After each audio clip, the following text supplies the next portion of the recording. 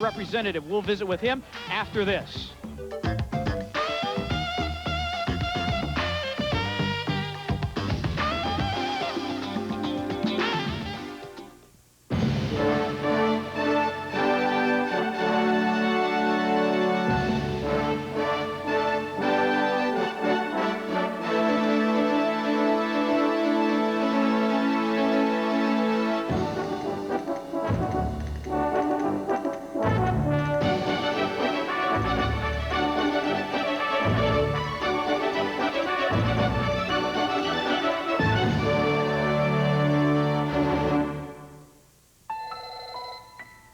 Hello? Mrs. Martin.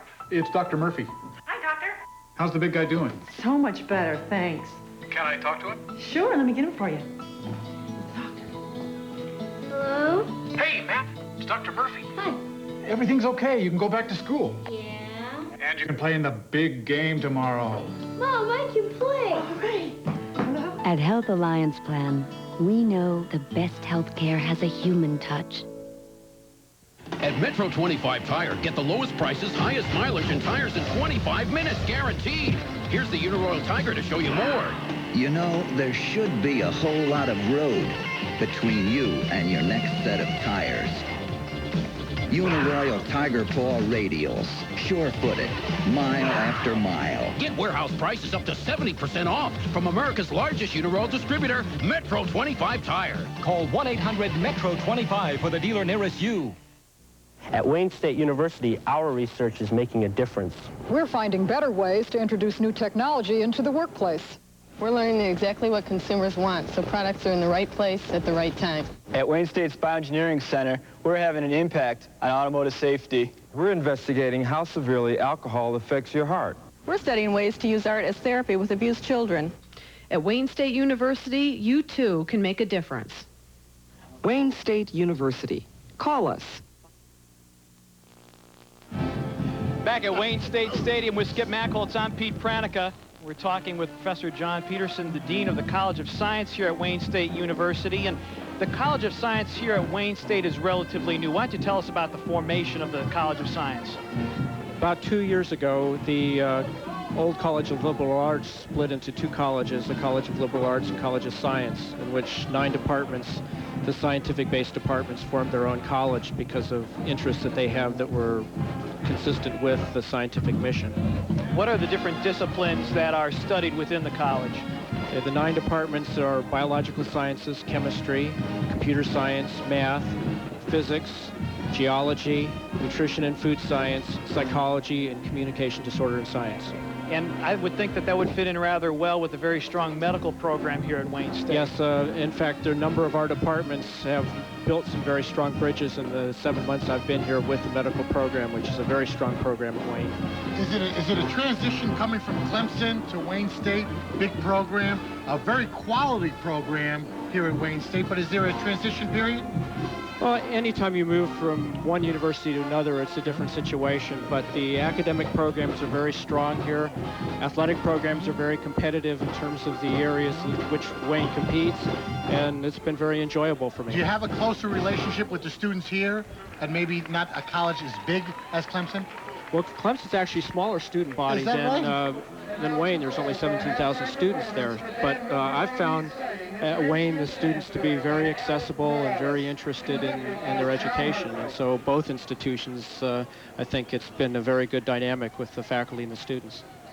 John, obviously getting to this point of being a dean of a school here at Wayne State is not an overnight process. Why don't you tell us a little bit about your academic background, where you studied, what you studied, and why those interests piqued your curiosity? Well, I grew up in Los Angeles and went to an undergraduate institution very similar to Wayne, Cal State LA. From there, I did doctoral work in chemistry at University of California, Santa Barbara. Spent 5 years as a junior faculty member at Kansas State University. Pretty bad football program at that time. Moved to Clemson in 1980, a year before they became national champions, Division I, and spent 14 years at Clemson as a professor in chemistry and as a department head in the chemistry department, and also as a research associate dean in the College of Science there. And I think the combination of enjoying faculty life and enjoying being involved with students and helping other faculty attain their goals in teaching and research has been what's drawn me into this current job at Wayne State as Dean of Science. And your other big role here at Wayne State is representative from between the athletic department and the faculty. Why don't you tell our viewers a little bit about the relationship between the faculty and the athletic department, because that always seems, no matter where you go, that's always a difficult relationship to balance athletics and academics, and each institution tackles it in a slightly different way. How do they do it here at Wayne? Well, here at Wayne, one, I think anytime you have quality people in an athletic program, it makes the balance between academics and athletics a very easy balance. And the student athletes here do quite well. They're supported tremendously in terms of their academic pursuits in addition to the athletic pursuits. So as a faculty representative here, it's actually quite a pleasure, because you get to work on behalf of both the faculty and the student athletes here with the NC2A and with the administration to try to affect the best situation for our student athletes in terms of their academic programs and the athletic programs here at Wayne. Is the NCAA, John, too strict a governing body? Well, I think that's a tough question to answer, and I think it's difficult. I think the student athletes, that's a tough life when you consider the pressures that are put on these students in terms of what they have to do academically and also the time commitment they make to contribute to the university and the athletic programs. It is very difficult, but I also think it's a situation in which the NC2A wants only the best that they possibly can have for the student athletes in terms of their academic development. Yeah, it just seems to me, though, that there's some colleges that get put on probation or what have you with what I would call nitpicking type of things of maybe coaches giving rides to people who are going in the same direction, and all of a sudden they're violating, they're giving them money, they're doing what now, that there should be maybe a little flexibility there and not so much under that microscope, and maybe listen to people a little bit more rather than just coming down as that big father in the sky. Well, hopefully during my stint as a NC2A rep, anything that we can do to make things fair and equitable and reasonable for universities as well as student athletes, that's what we'll push to do. There's been a lot of talk in the NC2A about the whole classification process, verifying a high school student's eligibility to come into a college situation and do well and play athletics and all the eligibility requirements. Do you think that is a good thing to make sure that the kids have the academic stuff before they come to school? I think it's important, because I think if you bring a student athlete to a program such as Wayne or Clemson or any program, you're making a dual commitment for those individuals. You're making a commitment in terms of their academic development. You're also making a commitment in terms of their opportunity to participate in an athletic program. And we want them to be successful in both. I think both are important to the development of the student, and so I think there are regulations that I think are required in order for us to try to ensure that the student is going to be successful in everything that they do at the university. You know, I'm very happy in the one sense, John, is that years ago, when an athlete might have gotten hurt, all of a sudden somehow the scholarship disappeared. Now, if you keep up your requirements according to your academics now, there's no way they can take away those scholarships, and I think that's important. That's right. These athletes contribute a tremendous amount of time, effort to an institution, and I think the institution should feel like they owe those athletes something, and I think most institutions in the country do feel that way. How about the move from the West Coast? Now you're in the Midwest. You're going to see all this snow coming very shortly. Are you ready for it? Well, I was here in January, and I tell you, that was the coldest 2 weeks I spent in my life. And everybody said it was the coldest winter in 2 decades, and I hope they weren't lying to me. Well, we saw the 90-day forecast, and it was supposed to be pretty cold.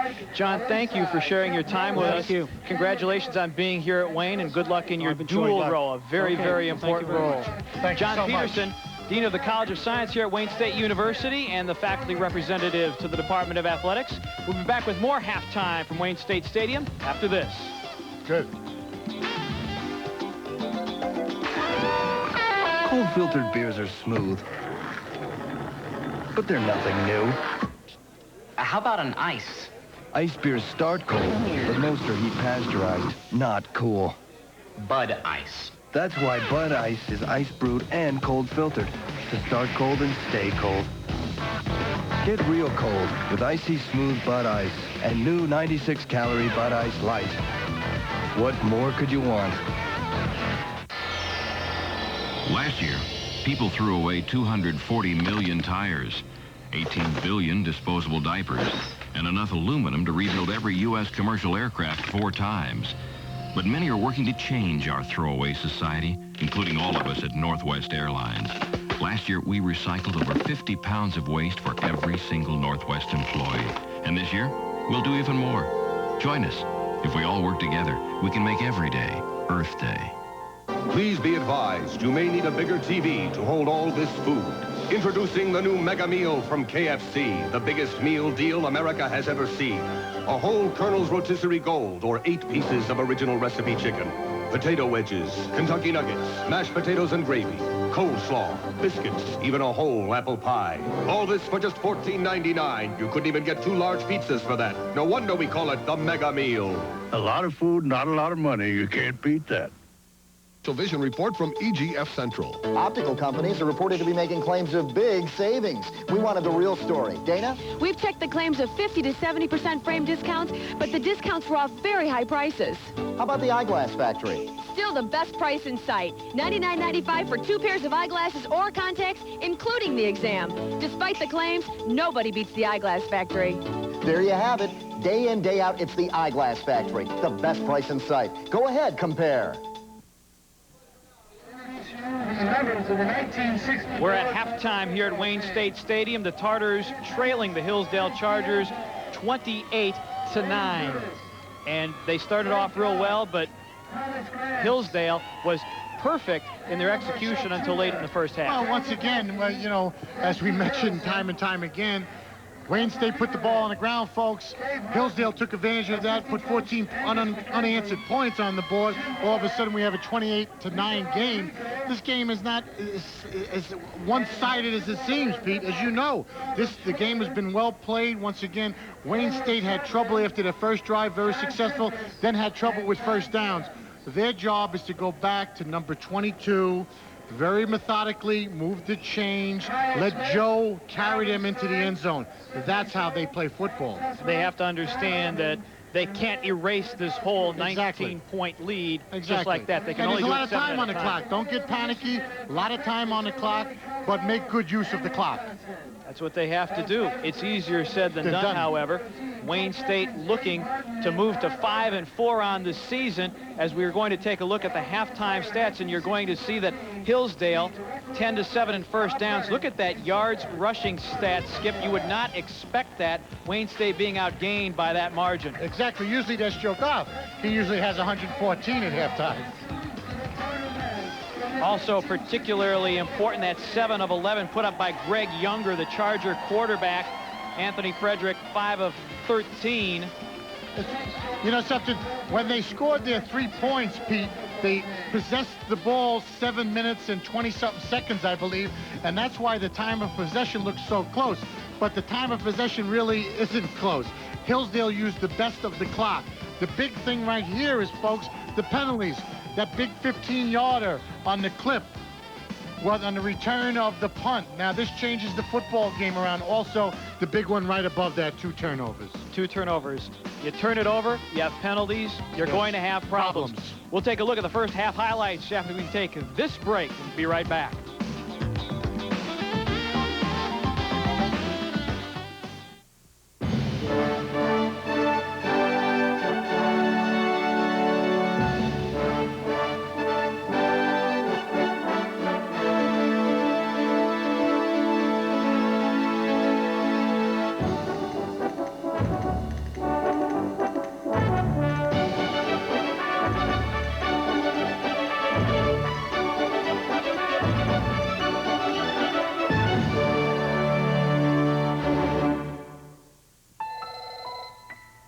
Hello? Mrs. Martin, it's Dr. Murphy.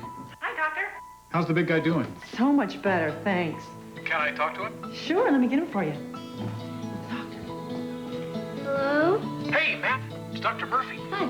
Everything's okay. You can go back to school. Yeah? And you can play in the big game tomorrow.